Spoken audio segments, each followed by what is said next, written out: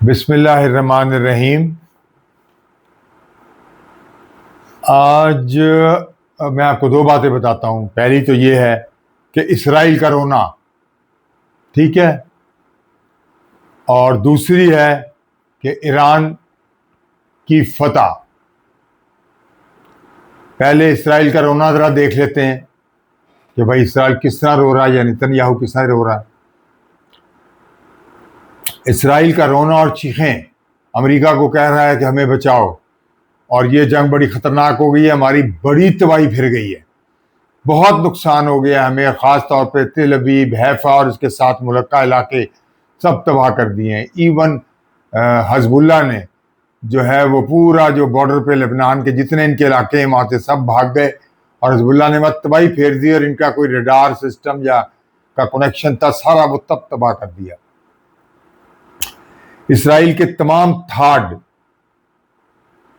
Arrow sling और इसके अलावा इनके इनके थाड, एरोस्लिंग और इनका एक और था मिसाइल सिस्टम, वो भी, यानी तीन इनके मिसाइल सिस्टम सारे तबाह हो गए हैं। अगर एक आध कोई बच भी गया है तो वो ईरान के मिसाइल के आगे वो कुछ बिल्कुल बेकार हो गए, जैसे वो है ही नहीं,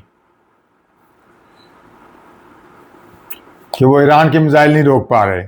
अमरीकी जनरलों ने मना किया था कि ये जंग ना की जाए, लेकिन ट्रंप ने किसी की नहीं सुनी। अब इसराइल अमेरिका को समझा रहा है कि अब ये जंग ला हासिल हो गई है, सवाए तबाही के कुछ नहीं मिल रहा, आप इस जंग को हर हाल में रोकें। अमेरिका इसलिए नहीं रोक रहा कि उसे फेस सेविंग चाहिए, नहीं तो उसकी पूरी दुनिया में ऐसी बेइज्जती होगी कि जिसकी कोई इंतहा नहीं। और उसने पहली बात कर दी है कि जी पेट्रोल जो है वो गिर रहा है, और वो इसने इसलिए कहा कि ताकि पेट्रोल जो है वो गिर जाए और जंग जो है वो रुकने जा रही है। ठीक है, पेट्रोल चला गया था $115 की हाइट पे, और अब पेट्रोल आ गया है कोई 92 के ऊपर डॉलर पर बैरल। और फिर इसराइल अमेरिका को कह रहा है कि अगर ईरान और गल्फ की दोस्ती हो गई तो सारी तोपों का रुख मेरी तरफ हो जाएगा। पहले मेरी इतनी तबाही हुई है कि जिसका इंतहा कोई नहीं, अगर ये तोपों का रुख मेरी तरफ हुआ तो मैं बिल्कुल ही बर्बाद हो जाऊंगा। और ईरान ने वैसे भी इसके भाई को मार दिया है, पहले बहन को मारा, पहले बेटी को मारा था, भाई को ही मार दिया है। ये स्कॉट राइटर है जो एक अमेरिका का मैरीन इंटेलिजेंस का बंदा है, जिसकी ये खबर है।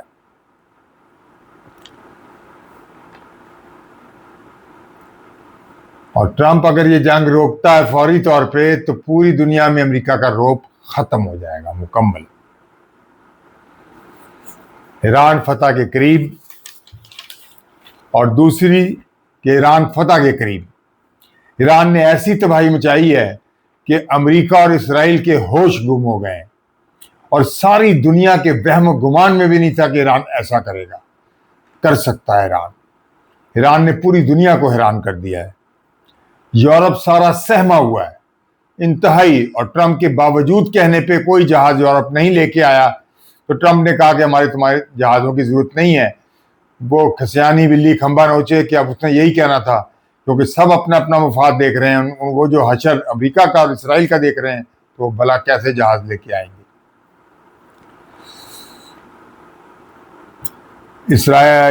ईरान ने तमाम मिसाइल जो गल्फ के अंदर थे और तमाम इनके अड्डे जो थे, तमाम CIA के अड्डे और इनके दफ्तर और होटलों में जहां ये छुपे हुए थे, सब उड़ा दिया।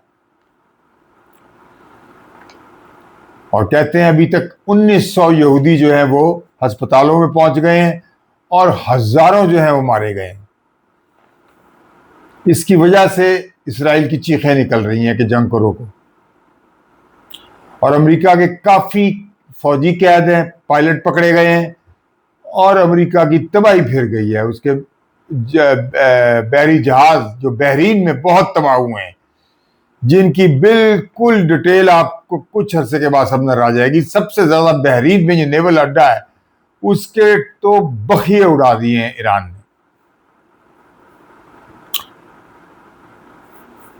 तमाम अड्डे जो गल्फ में थे वो उड़ गए, तमाम रडार जो गल्फ में थे वो उड़ गए। गल्फ इसराइल के खिलाफ होता जा रहा है। अब वो मेरा ख्याल है जिंदगी में इनको अमेरिका को खास तौर पे कभी भी अपने अड्डे नहीं देंगे गल्फ, नजर तो यही आ रहा है। और फिर तमाम एम्बेसीज पे हमले किए हैं ईरान ने, जिसमें ज्यादातर तबाह हो गई हैं।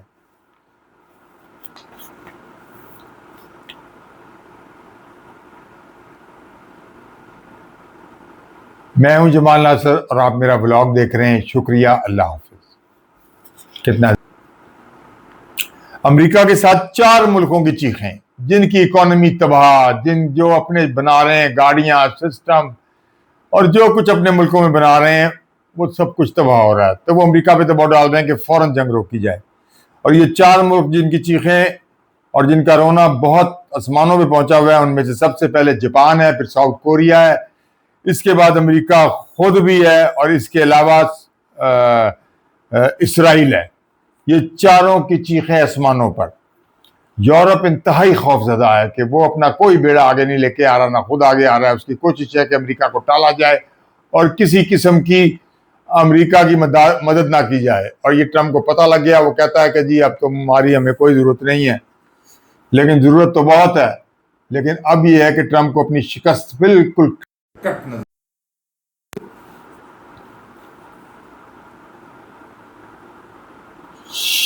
सारे ईरान से अब लगता है कि अमेरिका में ट्रंप और अमेरिका के लोग अपने बच्चों को ईरान के नाम से डराएंगे।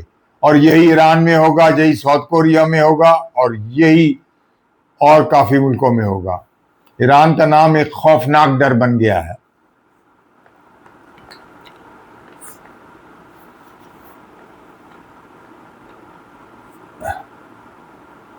ईरान के एक मिसाइल को रोकने के लिए अमेरिका के 11 मिसाइल। सोचें आप, कहाँ एक मिसाइल जो बहुत सस्ता है और अमेरिका के 11 मिसाइल जो बहुत ही महंगे हैं। और वो ईरान का मिसाइल की इतनी स्पीड है, कोई 12 मैग 11-12 मैग, जो वो रोक नहीं पा रहे और वो तबाहियां फेर रहा है। और ईरान के ड्रोन बिल्कुल काबू में नहीं आ रहे, खास तौर पे शाही ड्रोन। उसने तबाही मचा रखी है। वो जिधर जाता है चला जाता है, जहां तबाही मचाता है मचा देता है, जहां घुसना है उसे घुस जाता है। उसे कोई रोकना नहीं, ना इसराइल ना अमेरिका, दोनों उसको रोकने में टोटल नाकाम है। और ये CNN की जो न्यूज है वो खास तौर पे ये बात बता रही है। ना ईरान के ड्रोन काबू में, ना इनके मिसाइल काबू में। और एक खबर और ले लें, जो पुतिन ने इशारा दिया है अमेरिका को, कि उसका इशारा ये है कि अब तो आपको ना कहीं से तेल मिलेगा ना गैस मिलेगी, तो बेहतर है कि मुझसे रजू करो, शायद मैं तुम्हें दे दूं, तुम पे तरस खा के तेल और गैस। आप ये जान लें कि सऊदी अरब में वाफर तेल और वाफर गैस, और तेल वो भी इंतहाई सस्ता।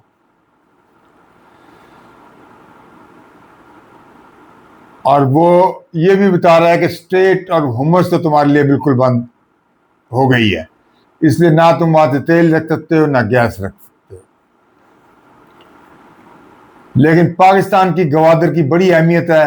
अब चीन बड़ा शॉर्टकट से गवादर में आप तेल भी ले सकता है, और जहां से भी लेना चाहे वो कतर ही से ले, बाय रोड वो तेल आ सकता है गवादर के थ्रू।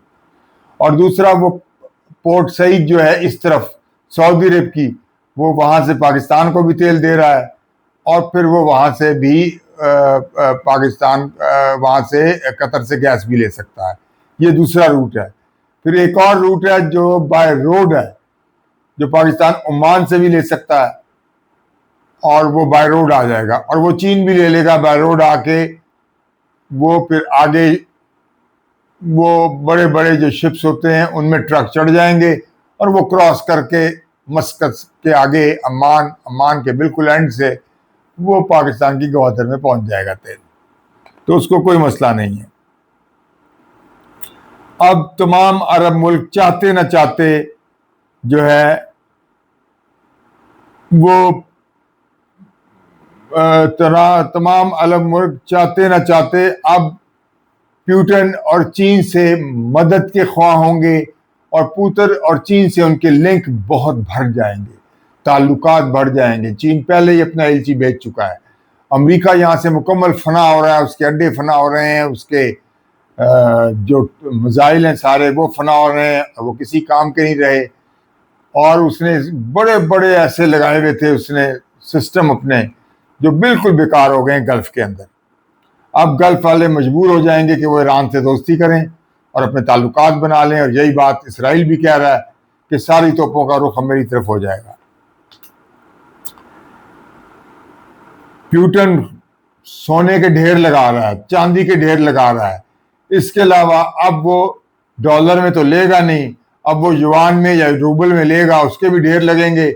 और उसके पास एक और भी चॉइस है कि हो सकता है कि वो जो ब्राज़ील की करेंसी उसमें वो सारी चीज़ें ले, या रूबल में, युआन में, या ब्राज़ील की जो करेंसी, ब्राज़ील कह रहा हूँ, जो ब्रिक्स की करेंसी नहीं आई है, उसमें सब वो तेल और गैस के पैसे रिसीव करे। तो आज इतना ही। कल एक नए वीडियो आपको और बताऊंगा, या कोई ताज़ा रिपोर्ट आ गई तो आज ही बता दूंगा। शुक्रिया, अल्लाह हाफिज़। ये कितने